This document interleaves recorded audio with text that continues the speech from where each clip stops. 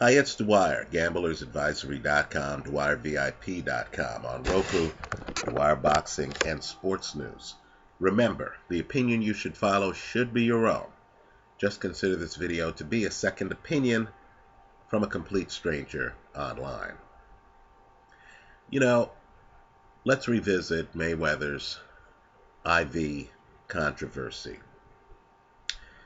Now let me offer a preface to this video. The purpose of this video isn't to, have it be old school versus new school, right? I don't believe the old school is necessarily better than the new school, right? This is how it was done back in the day type of video. What you'll find out too is, a lot of life circular.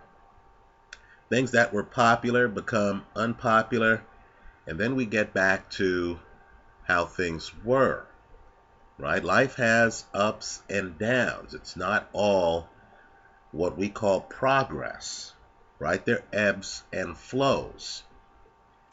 Now, let's agree, when we're talking about boxing greatness, let's agree that the bar is extremely high, right? In other words, you've had men in the sport of boxing who have retired with the heavyweight title, right? Recently, Lennox Lewis walks away from the sport after a last fight against Vitaly Klitschko, who himself goes on to several years of being a heavyweight champion. You have Gene Tunney beating Jack Dempsey twice. Now understand, even in the long count fight, Gene Tunney is winning most of the rounds. You have Sugar Ray Robinson. Understand, Ray Robinson, no catchweights. When you're hearing about Ray Robinson fighting for the light heavyweight title, he's fighting the light heavyweight champion who's allowed to be at the light heavyweight weight. Right? Now contrast that with Ray Leonard, who didn't allow Donnie Lalonde to defend his title at light heavyweight.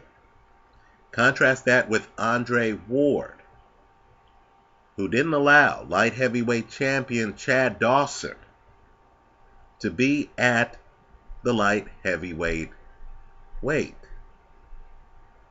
Right? Contrast that with Bernard Hopkins. Now understand, all of the names I'm naming are huge, who people forget was a middleweight champion, lost his title to Jermaine Taylor, right? Lost the rematch. And then, on his way out of the sport, in a fight he promised his family would be his last fight, took on Antonio Tarver, who was viewed at the time as the dominant light heavyweight champion. And of course, the fight wasn't close. Hopkins dominated him. Right? So if we're going to talk about the best in boxing, understand how high the standard is. Right? You've had men, literally, fight for titles well out of their weight class. Right? The gap between middleweight and light heavyweight is 15 pounds. And you've had guys literally take those fights without any catch weight. Right? I would argue to you that the Ray Robinson-Joey Maxim fight might have more long-term gravitas, might mean more to fight fans than hearing that a Ray Leonard won the title fighting a Donnie Lalonde who wasn't fighting at light heavyweight. Right? Gary Shaw one of my favorite people in boxing from a distance, right? Understand, I'm a boxing outsider. Gary Shaw has a great point. He's a promoter. He's the promoter for Daniel Geale. And his point is simply that you cannot consider a fight to be a title fight if there's a catch weight that doesn't allow the fighters to fight at the title weight class. Right? If it's going to be a middleweight title fight, then the fight should be fought at middleweight. Right? If the fight's not being fought at middleweight, if the fighters aren't allowed to come in at middleweight, then how could it be for a title in that division? Right? Shaw was upset that Daniel Geale, his fighter, wasn't allowed to fight at middleweight for his middleweight title fight against Miguel Cotto. Keep in mind, it's even more crazy because Geale himself used to be a middleweight champion. Now let's look at the Floyd Mayweather legacy. And I know many people, many of you, I was a bit surprised, were deeply involved in commenting on my belief that Rocky Marciano, 49-0 at heavyweight, right, in my opinion, had a more impressive 49-0 than Floyd Mayweather. Right? Well, let me state the obvious, and I do believe it matters. Rocky Marciano had no catch weights in his fights. When we say Rocky Marciano defended the heavyweight title, and I consider the heavyweight title to be more important than any other title in the sport. Right? When we say Rocky Marciano defended the heavyweight title, understand that's exactly what he did. Right? The guys he fought could come in at whatever weight they wanted. Let's look at Vladimir Klitschko right now. Right? When you think of Vladimir Klitschko's legacy, you understand that his fights have had no catch weight. Right? Think about how diminished a fight would be if you found out that David Haye, Mariusz Wach, Kubrat Pulev couldn't challenge for the heavyweight title at a weight at which they were comfortable. You have none of that in the Klitschko legacy. Right?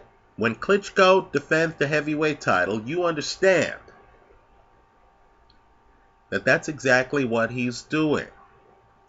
That there's no fine print that you have to squint to read that says, although Klitschko officially defended the heavyweight title, he insisted that both he and his opponent come in at cruiserweight. There's nothing like that.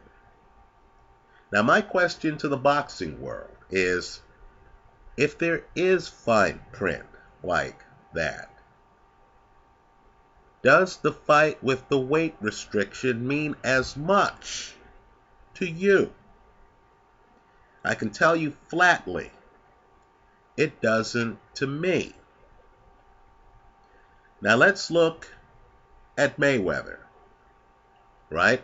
Some people feel I'm picking on Mayweather. Far from it. Mayweather's one of the best talents I've ever seen in my life. There's no question about it. In my eyes, when I look at Mayweather, I do imagine him in the ring with Ray Leonard, Thomas Hearns, Ray Robinson, Marvin Hagler. Huge names. Right? Prime Bernard Hopkins. Prime James Toney.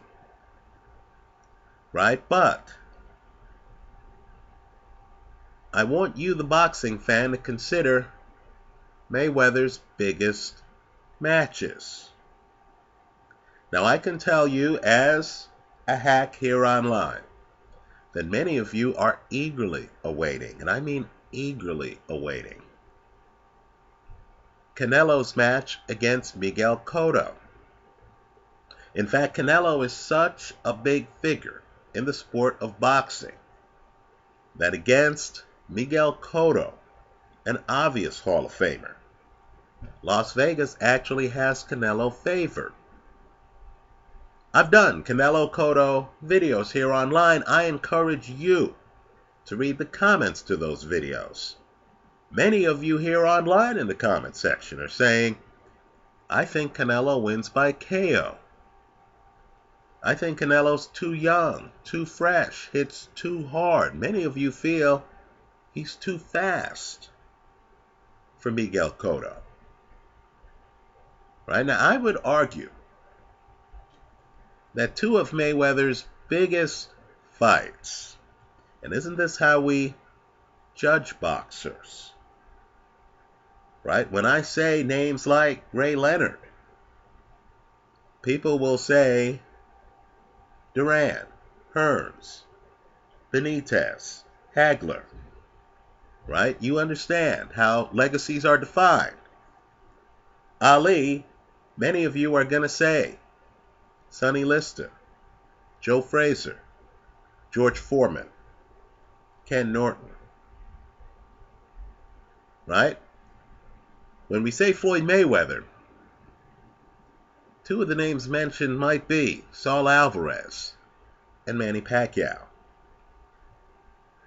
Well, understand, one of the things that made Mayweather compelling, and I believe, and let's be blunt here, he got mind-blowingly bad advice late in his career. Mind-blowingly bad advice. Right? When Mayweather fights Saul Alvarez, going into that fight, one of the compelling things with Mayweather was that unlike Manny Pacquiao, who I believe is going to have his legacy reevaluated and reevaluated, adjusted and adjusted over time, right? But one of the things that Mayweather had over Pacquiao, and it was a huge gap between the two of them, was that Mayweather didn't believe in catchweights. So, in one of the biggest fights in history, just look at the pay-per-view numbers, right? The fight was huge. His fight against Oscar De La Hoya, right? One of Mayweather's biggest moments ever. You had the dynamic of a smaller man against a bigger man for the bigger man's title. The bigger man was able to come in at the title weight. There were no catchweights. Floyd wins the fight. It was a huge achievement. There was a David versus Goliath type of feel to Floyd then. Now, how could Floyd Mayweather throw out that moral high ground, that no catchweight superiority that was written into the fabric of his legacy, by insisting on a catchweight against Saul Alvarez? Now, I know to many people they don't care. To me, that hurts the accomplishment. Right? When I'm thinking about Ray Robinson against Gene Fullmer, right? By the way, Fullmer got the better of that series. But understand, when I think about Ray Robinson, I know there were no catchweights involved in that fight. Right? When I think about, everything Robinson did at welterweight, arguably his best division, I know there are no catchweights involved. Zero. Zip. Nada. Now here you're telling me that Floyd Mayweather, against a young lion who was unbeaten at the time, had a catch weight in a title fight. Folks, that's bad. To me, that hurts his legacy. But let's go further.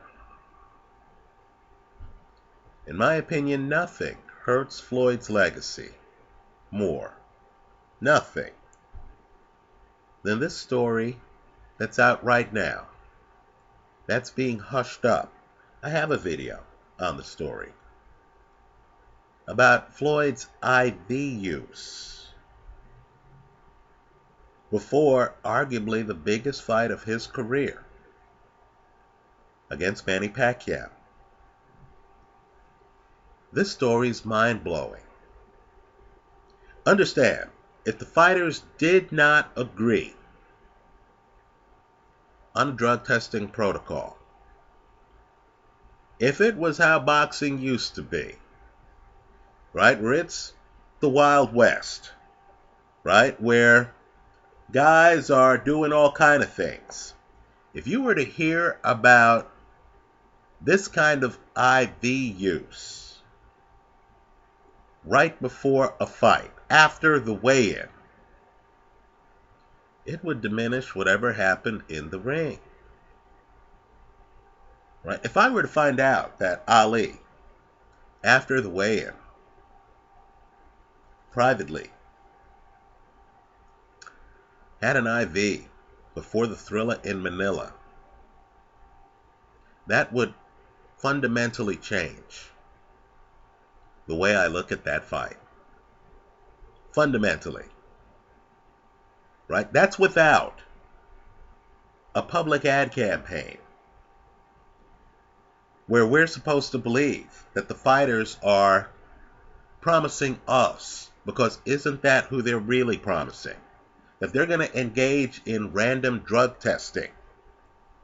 Well, understand, when you have the public campaign, when you start talking about random drug testing, when you start advertising that to the public, and then you have a private IV after the weigh-in, that looks awfully fraudulent to me. That undercuts, it diminishes not only what you did in the fight, but your public persona. Doesn't it? Right? This would be like finding out that Usain Bolt, before an Olympic final, had a private IV. Right? It doesn't work. Not in the slightest. It's even worse than that. You've had almost a Watergate level cover-up here. Right? People are trying to tell you that you shouldn't focus on the fact that the IV took place after the weigh-in privately. They're trying to have you look at some approval for the IV after the fight. Think about it. It's jaw-dropping. Right? So Mayweather, who had a huge moral high ground, who had a no catch weight, my accomplishments at weight classes were at the weight classes, right? Where title defenses were against guys who were able to fight at the weight at which the title was being defended. He lost that with the Saul Alvarez fight. Well, with the IV story, he's lost something far more seriously. Right? He used to be the public ambassador for the sport, in insisting on a level playing field, in insisting that fighters be tested before fights. Right? It was such a powerful message that you then had an array of champions. Right? Sergio Martinez, for example, start insisting on drug tests before fights. Right? It was a powerful message. It was one that actually lifted the integrity of the sport. Well, Floyd Mayweather has now lost that moral high ground. I have to tell you, when I made my first video on this subject, I thought the public dialogue would be much more revealing. I thought the fighter and his camp were going to come to us and assure us that the IV was disclosed to Pacquiao's camp and approved by Pacquiao's camp before it took place. I thought they were going to come to the public and tell us that the testing agency was fully aware of the IV before the IV took place, and that the testing agency had an opportunity to monitor the administration of the IV. We've heard none of that. All we've heard is crap and BS about how this IV got approved after the fact. Understand, too, that you have a lot of men out there, a lot of people out there, right? No reason to limit it to gender. You have a lot of folks out there who love the sport of boxing, who want to see the sport thrive, who don't believe that the sport needs an icon being questioned about the integrity of one of the biggest fights in recent memory, certainly at the box office, right? So you have guys like Bob Arum, right, who loves the sport, who wants to see the sport thrive, whose family is involved in the sport, right? He's a big-time promoter. He's been involved in big-time fights, folks, for decades, right? And Bob Arum, of course, is picking his words carefully. And he's saying, hey, I don't think the IV changed the outcome of the fight. Right? Well, isn't the real question whether or not the IV should have taken place in the first place? Let me underscore, too, that this is supposed to be a no-trust situation.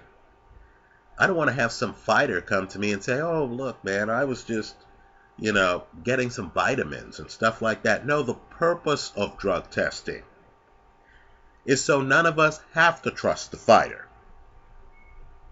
Right? I can't show up to an Olympic Games and say, look, man, I know you saw me with a needle in my arm, but you should know that was just vitamin B12. Right? How's what Floyd's telling the public now any different than Roger Clemens' story about what he took? Let me tell you, in baseball, if you look at Clemens' accomplishments, if you don't believe he used PEDs, then Clemens would be a first ballot Hall of Famer. Right? In baseball, understand, the Clemens story isn't flying with a lot of people. Folks, as I make this video on September the 23rd, 2015, Roger Clemens is not in the Hall of Fame. Think about it. Now, in boxing, and I understand it's a different sport, I'm supposed to overlook this story, and I'm supposed to join some chorus in calling Floyd Mayweather TBE, the best ever? Is the gap between baseball and boxing that big? Is boxing at the point where prominent figures in the sport can't even say, hey, there's some hypocrisy here? I can tell you, I personally have watched some of these pre-fight shows, All Access, 24/7, where Mayweather was talked about drug testing. Was all of that fraudulent? I mean, think about it. Didn't many of you think Manny Pacquiao had a chance against Floyd Mayweather? Wasn't this a fight for the ages between two guys who were obvious first ballot Hall of Famers? Right? And so, it's stunning. Thomas Hauser has come out with a series of factual allegations. And of course, we haven't had a serious dialogue in terms of whether they are true. So let me just say this with regard to the Mayweather legacy. Just like we look at Ray Leonard and we say, that catch weight with Dalai Lalonde, let me focus on Leonard Herms. Let me focus on, Leonard Hagler when I'm judging Ray's legacy. I'm not really going to call Ray Leonard the light heavyweight champion, right? Because of the catch weight. Just like we look at, let's name a current fighter, Andre Ward. And we ask ourselves, even today, right, is light heavyweight too big a division for Andre Ward? Right? Because I don't believe most of the public buys into the idea that Ward beat a light heavyweight champion at light heavyweight. Right? Because the catch weight was involved in his Chad Dawson fight.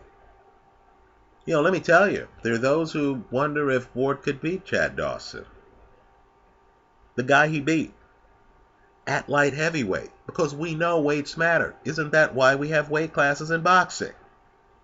Well, now we're going to look at Floyd. And if Canelo goes on a run, let's say Canelo beats Cotto. Let's say Canelo then, because Canelo is a daredevil, he's fighting a lot of guys. Let's say Canelo then says, hey, give me Golovkin. Then let's say Canelo thinks to himself, look, man, you're only young once. I walk around at 168, etc. Let me jump to 168. Give me DeGale. Give me Ward. Then let's say Canelo decides to do what Duran did. You'd be surprised how far away from lightweight Duran wandered. Right? Let's say Canelo says, hey man, look, this is about the competition. Give me whoever's ruling the roost at 175. Right? Give me Kovalev. Give me Adonis Stevenson. Right? If he goes on that run, if Canelo establishes himself as a first ballot Hall of Famer, and we look back at that Canelo-Floyd Mayweather fight, I'm telling you that catch weight is going to irritate us that much more. Right? Canelo would be able to make a strong argument that he didn't get the opportunity to fight Floyd at 154 pounds. Well, I'm telling you, 10 years from now, 15 years from now, 20 years from now, when interviewed about his fight against Floyd Mayweather, the Manny Pacquiao shoulder injury might be secondary to concerns Pacquiao might have about Floyd's IV. Think about it. Now, I know in boxing, a lot of guys, privately behind the scenes, use IVs. Right? But if you're going to advertise the fight, if you're going to be a crusader for drug testing in boxing, you can't. You understand that. Right? Floyd Mayweather, according to reports, did. The story is being hushed up. I got to tell you, I'm not even really that interested in Floyd's point of view on it. Right? I don't want to hear about vitamins and some Roger Clemens story. What I really want to hear about is, did it happen? Who knew about it before it happened? Did Pacquiao's corner sign off on this? Did the testing agency know about this before it happened? If the answer to all of that is no, then I have to say Floyd's victory over Manny Pacquiao is a questionable one. That's how I see it. Look, man, I understand the sport needs to protect itself. I want to see boxing thrive too. But I also want to see the truth thrive. right? Let's throw a flag here. Let's throw a challenge flag here on a fighter who, quite frankly, wants to be considered the best ever, right? How can you do that with catch weights and IVs, right? My video on Rocky Marciano's 49-0 could have been a real short one. All I had to do was say, Marciano did it at heavyweight. In other words, heavyweight fights, in my opinion, can end at any time. A little bit different than the lighter weights. Bigger punching power. Then I could have just said, Marciano, no catch weights. Marciano, no IVs. Right? That's the door to his legacy that Floyd Mayweather incredibly opened up the last 2 years of his career. Right?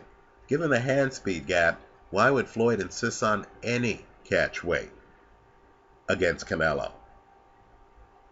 Right? Given the skill gap, Floyd's two-handed, Manny, let's face it's one-handed.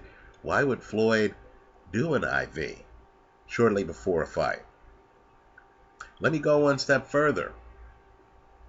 I want you to look up testosterone levels and stuff like that. I gotta say, if you're a fighter and you've gone through a camp and you feel depleted at the end of camp, right, then you've done something wrong. Right, then you've overtrained. Right, if Floyd overtrained for this fight, didn't he seek an illegal advantage by having an undisclosed IV after the weigh-in? Right, if it was disclosed to everyone before the fight, to Floyd's camp, tell us about it. If you're going to be silent about that, then I want you to be silent with all this TBE nonsense. Right? That's how I see it.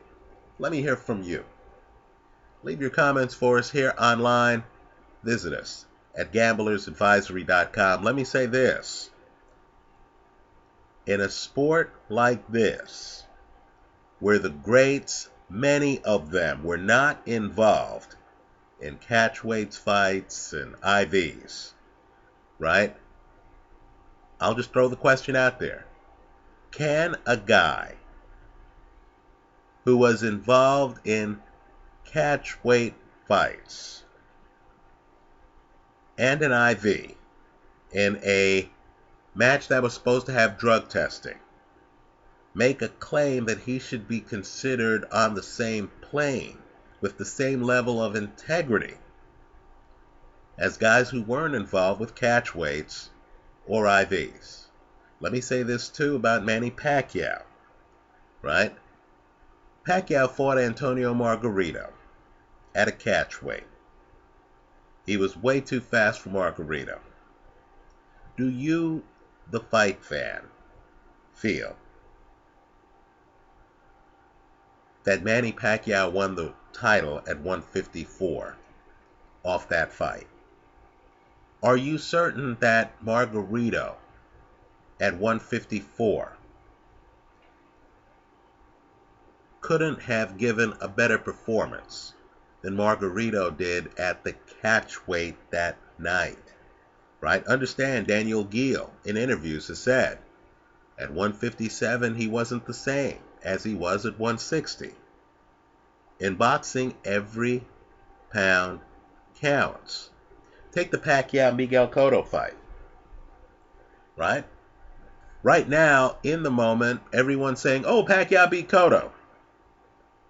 Didn't Pacquiao beat Cotto at a catch weight? If that fight was supposed to be for the 147-pound title, who cares how small Pacquiao was? Right? Haven't you been fed stories about, oh, Pacquiao walks around at a much lighter weight? Look, I don't care what weight the guy walks around at. If the fight's for the belt at 147, then the guy should be able to weigh 147 at the weigh-in for the fight. right? People here online know I'm not down with catchweights. Let me go one step further. I'm certainly not down with catchweights for title fights. Now, I am picking Cotto over Canelo. Many of you have pointed out that considering Cotto to be the middleweight champion, when he even fought a legit middleweight champion, Sergio Martinez, at a catchweight, is a bit of a reach. Look, I agree with that. But I will also say that I feel whether a title's at stake or not, Cotto beats Canelo. Right? I'll agree. I cannot consider Cotto, who I do believe is a first ballot Hall of Famer, but I cannot consider Cotto to be a credible middleweight champion until he actually allows his opponent to come in at middleweight for a middleweight title fight. Right? So the burden's on us, the boxing public, to pressure the boxing establishment to end all of this catchweight and undisclosed IV nonsense. Right? In my opinion, both of them are giving the sport black eyes. Right? I don't mind, put it this way. If fighters are going to use IVs, be honest with us. Don't give us a dog and pony show or a lecture on drug testing. Right? If two fighters want to get together and say, look, man, this fight is totally old school, no drug testing. Okay, go ahead and IV it up. Right? Just don't lie to us. Also, if it's a title fight, no catchweights. You tell me, boxing public, if that's too much to ask. Anyway, that's how I see it. Let me hear from you. Leave your comments for all of us here in the comment section to this video. Thanks for stopping by.